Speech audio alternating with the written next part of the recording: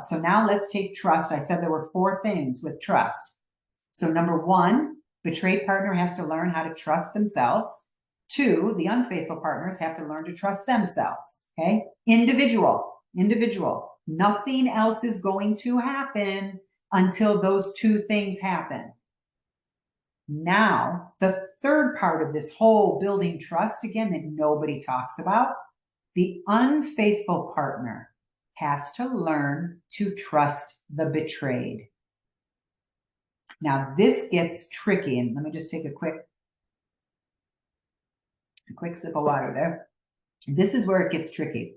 So when I'm working with an unfaithful partner and I ask them, again, let's just say it's an unfaithful husband with a betrayed wife. And I'll ask him, I'll say, do you trust your wife? And he looks me, right in the camera and he's like, yeah, that's of course, absolutely. She would never hurt me. She's great.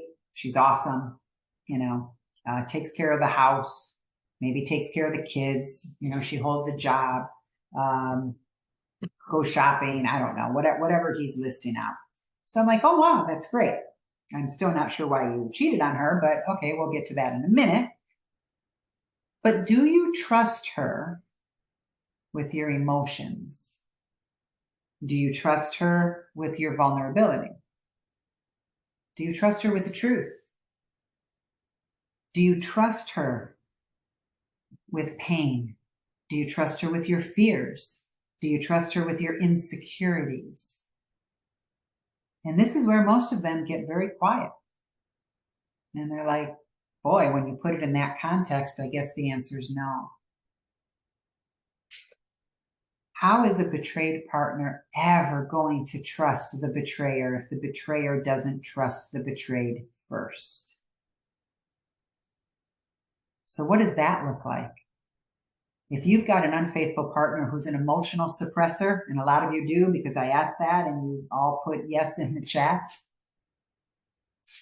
If you've got a partner who's an emotional suppressor, how can they ever trust you with vulnerability and fears and insecurities? They've been suppressing those emotions their whole life. It's like a foreign language to them. They have to relearn it, or maybe they have to learn a new language. I'm not sure. See, I say relearn because we were born emotional. We were born emotional. Every healthy baby that is born was born with healthy emotions.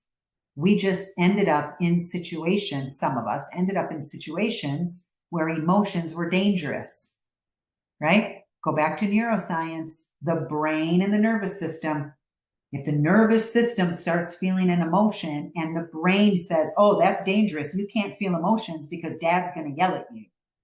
Okay, let's not feel it, let's suppress it, and let's go on with our day. So if you're with an emotional suppressor, having them feel can be a really scary thing. And I say that out of empathy because all of your spouses that are the unfaithful ones are not mine. And that's why I work with them and not you. You're in the pain. I'm not in that pain anymore. And I see the hope. So when I'm working with an unfaithful partner, I'm able to come at it from that empathetic place to say, you've been running a pattern your whole life. Let's figure it out. Let's detach from it. Let's get you to start feeling healthy emotions so that you can start connecting emotionally with your partner. So that's the third part. Nothing is going to happen until each person trusts themselves by following through. Then the unfaithful partner needs to learn to trust the betrayed. Then and only then can we begin. And I say all those 3 on purpose. Only then will the betrayed partner begin to trust the unfaithful.